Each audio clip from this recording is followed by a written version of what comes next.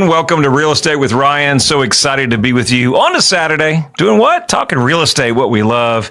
And we've got a great show for you. I can't tell you how fast the week has gone. Real estate is in full swing. And I've got just a show for you guys. I've done a lot of homework for you. So I hope you're going to love this show. We went back into the archives on this show. And today's topic, I think maybe it may date you a little bit. But some of my young guys at the office, I said, do y'all know what Sears is? He said, Sears, come on, Ryan. I'm not that young. So Sears department stores. So if you guys are around, you're familiar with Sears. They sold all kinds of goods, tractors, tools. They're bigger on their tools, department stores, and they were all across the country. Not long ago, they closed down. But the Sears department actually sold real estate. And it was called a kit home. And they were built from 1908 to 1940s.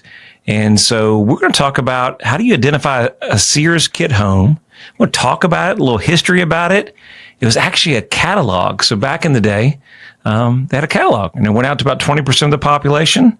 And that is our show today. It's going to be a fun show, a lot of information, and some cool stuff. So thank you guys for tuning in to Real Estate with Ryan. As always, my name is Ryan Coleman, owner, founder of Hometown Realty, along with my wife. And we thank you for joining in. You can find us on Facebook, Instagram, Twitter. Maybe we're streaming live here on social media. Of course, Spotify, iTunes, and Google. Of course, we're on News Talk 98.7, 1 o'clock. You follow us there.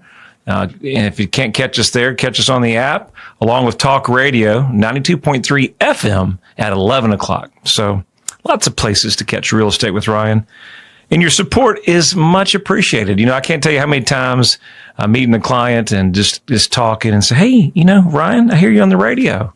I said, oh, you listen? That's good. That's always a good thing. I always get a lot of people just talking to me about the show and always give me, a lady last week sent me just a really, really long article, great avid listener, and really appreciate that insight and information that you guys send us too. So we send you all the love. Hope you're doing well. Hope you're having a busy weekend. Before we start the show, we got some congrats, as always. Cedar Lane, 2406 Cedar Lane in Knoxville on the market. Got a contract today, so probably the time we air this, it will be gone. But okay, that's how it's going. 691 Spoon Street, vacant lot out there. Great opportunity to build on your forever home. 220 Fox Hollow, we got 2 lots there in Townsend. Make sure you have an opportunity. Hanani Trail, new building lot there. Some congrats. Kenilworth Lane, North Knoxville, complete remodel. Beautiful property. And the activity was there. Sold way above asking price, multiple offers. Congrats. 169 Upton Road. Just got off the phone with my sellers. Congrats on their sale on their property in Sweetwater. St. John's Drive, Jeff County. Congrats. Tamachi Drive, Knoxville. Mr. Carson, Charles Carson. Appreciate your time, my friend. Had pictures, just closed his house. Such a sweet gentleman. Been in his house for a while. Moving, we're getting him to a condo, and he was kidding with me a little bit, and he said, Ryan, you're not done with me yet. We got to find something else. He goes, I told you, you're going to earn your keep. I said, we do. So good friend of mine now. So a lot of our clients become good friends. We always say you want to make part of the family. It's so much more at Hometown Realty than just making a sale. It's about people, helping people, and we're just excited to do what we do. Both my team and everybody that works here with us is the same mindset. We enjoy doing what we do. We like helping people. And of course, the real estate market is all over the place. So you never know what you're going to expect, kind of like this show. So hope you enjoy today's show and hope everybody's doing well. Let's talk about a Sears Kit Home. So you young bucks out there might not even know what Sears is, but as I was saying, opening the store, it's a department store. They sold everything. They're kind of similar now. What do you say Sears is similar to now? I don't know if you'd say Target, but maybe you could use that. But I don't think Target and Sears are similar. I'm trying to think who would be similar. Let me ponder on that a little bit. But Sears was big, and he was over there at Westtown Mall. They had a big spot. Now Dick's is over there. But they had an opportunity that went across the country because before there was the internet, there was what? Catalogs. Back in the day, Christmas time, we used to get these catalogs, and if you're like me, I'd go through there and start circling my toys. Even now, my kids are like, I want this, I want that, I want this, I want that. I'm like, oh, you want the whole store, do you? But the catalogs were big.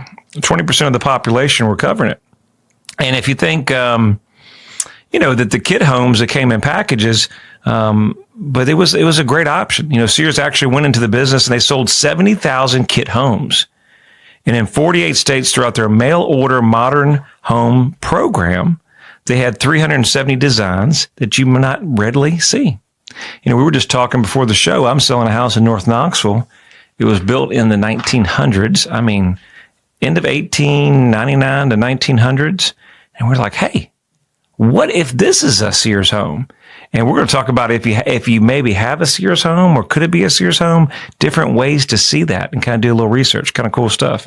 The things about the Sears Kit homes is they were shipped via boxcar, and they came with a 75-page instruction book. And I said, hey, my wife might be in trouble if our new home, if Ryan Coleman had to put it together with a 75-page instruction manual. Can you imagine that, guys? Some of you guys would be right on it. My house would be up the creek. I'd have to call some of my crew over there to help me because it ain't happening. But it was neat. It was a way that the Sears was able to cut costs and pass some of the savings on to the consumer. Each kit contained 10,000 to 30,000 pieces of framing members, and they marked to facilitate constructions. That's one of the things we were talking about, doing a little research about the kit homes, the Sears Kit homes, is they were always close to train stations. Makes sense because they were bussed in. They would probably take them 24 to 48 hours to unload all the products. That's a lot of pieces. Many decades later, some of those same markings can help identify a home of a Sears Kit home. So if you're wondering whether that adorable little bungalow or a big eaves or even your own house is a kit home, read on for the signs and information that historically significant in a Sears Kit home. So cool. Let's see here. Now, the Sears industry, as they were developing, they actually even financed some of the Sears home. So they were the bank. Great Depression came along, as you know, and unfortunately they had to do some of the foreclosure and they got out of the business. Let's talk about some things to kind of understand on the Sears home that I think is kind of cool. I've actually got one of the designs here, and we'll put this up on Real Estate with Ryan. We'll put it on our blog, and of course, you can find all this information and so much more on ryancoleman.org. We'll put it on our website. And this is, of course, everybody on the radio can't see, but this is an example, social media streaming. This is an example of one of the kits and one of the floor plans. And you'll never guess. What the price would be. So this particular plan it's a modern home number 102. And it's for $2,065. Now that's a great deal. $2,065. And then you have builds and finishes with upgrades. It'll be $3,000. And it's a 10-room residence. And I can't read all this here. It's kind of fine print. But, just looking at kind of the living room was 11 by 16, so pretty decent size. Dining room's 11 by 14, not bad. And kitchen's 10 by 12. So not a small house. It's a 2-story house. I thought that was pretty neat. And then they have all kinds of different floor plans. Another one on Modern Home. It's got the stamp on it for $753. Isn't that pretty cool? That's really neat. We just thought this would be a really great show, guys. Just kind of talk about the Sears homes and the construction and the quality of that. They did balloon framing. So if you guys are in construction, they were talking about the balloon framing. And basically what that means is wherever there's a gap or to kind of seam things together, it was nailed so that the construction was fairly easy. Now, we don't balloon frame things now. They said the balloon framing came from, don't laugh, in case it could balloon and blow away. But they made it for homeowners easily to assemble. Of course, no central air was not then, but then, of course, your plumbing, your HVAC down the road as things changed all came separate. So pretty cool. Let's see how we can talk about, as we kind of veer into the second part of the Real Estate with Ryan, the construction date. So between 1908 and 1940, it could be a Sears home. You want to check the floor plan, blueprint, size, of course, some other different ideas. Running out of time, but hey, stay with us. We got so much more talking about a Sears Kit Home here. Real Estate with Ryan, second half coming up. When speed matters, every second counts. Wow, that was fast. In real estate, speed is an advantage. In football, speed is crucial. In softball, speed is game-changing. If you want your home sold fast, Trust Ryan Coleman and his team at Hometown Realty for fast results. Thanks, guys. Go Big Orange. Hometown Realty is East Tennessee's #1 real estate group and a proud sponsor of the Vols. I'm Ryan Coleman with Hometown Realty. The real estate market's changing every day. You need to know your home's value in today's market. Text your home address to 290-2290 for an instant, no obligation home evaluation. That's 865-290-2290. And remember, when you're ready to sell, we have a guaranteed sale program to get you in your next home stress-free. Trust your hometown experts. We've helped thousands of people just like you. All right, we're back at it. Real Estate with Ryan, second half. Got a good show for you guys. We're talking about a Sears home. Are you familiar with the Sears home? Do you know what a Sears Kit Home is? That's what we're talking about, and how to identify it in case you might have one here in Knoxville.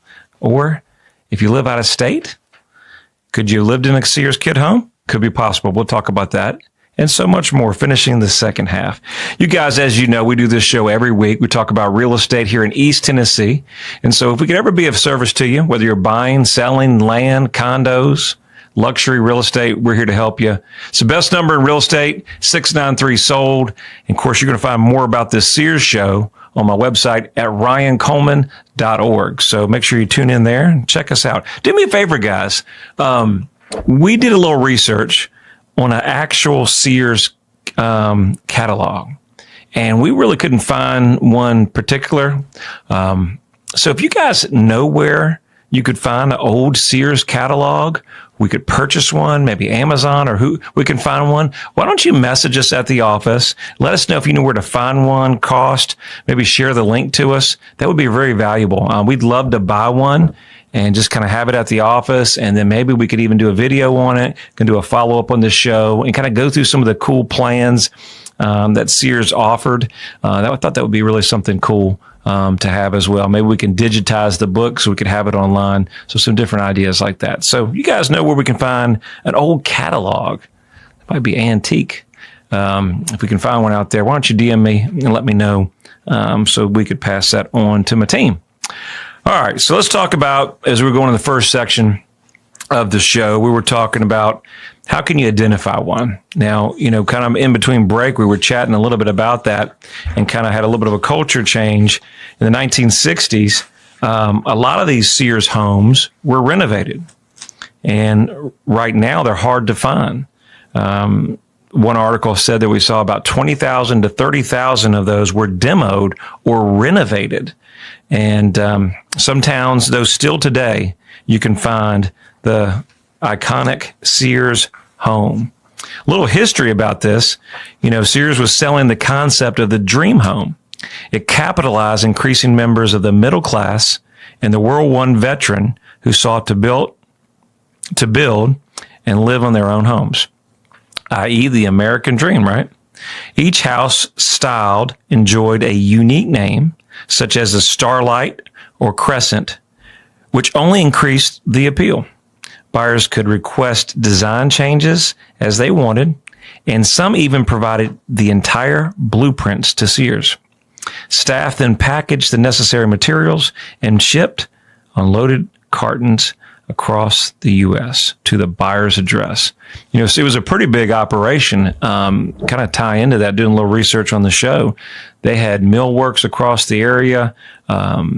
They were cutting lumber to certain sizes and certain dimensions, so they could all be pre-ready.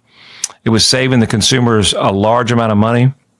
They could pass these savings on in bulk, and again, targeting our veterans after the war there.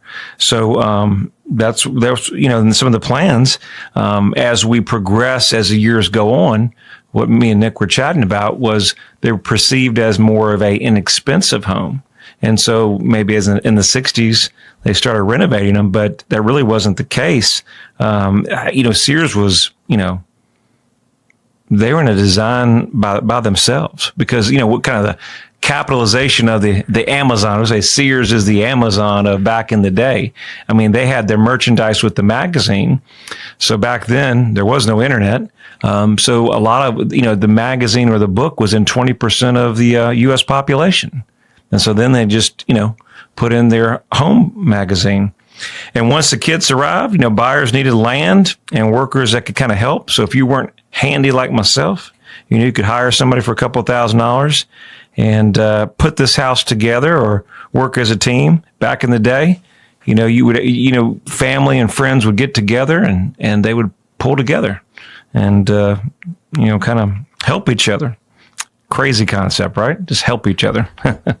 But the mail order program was Sears and Roebuck.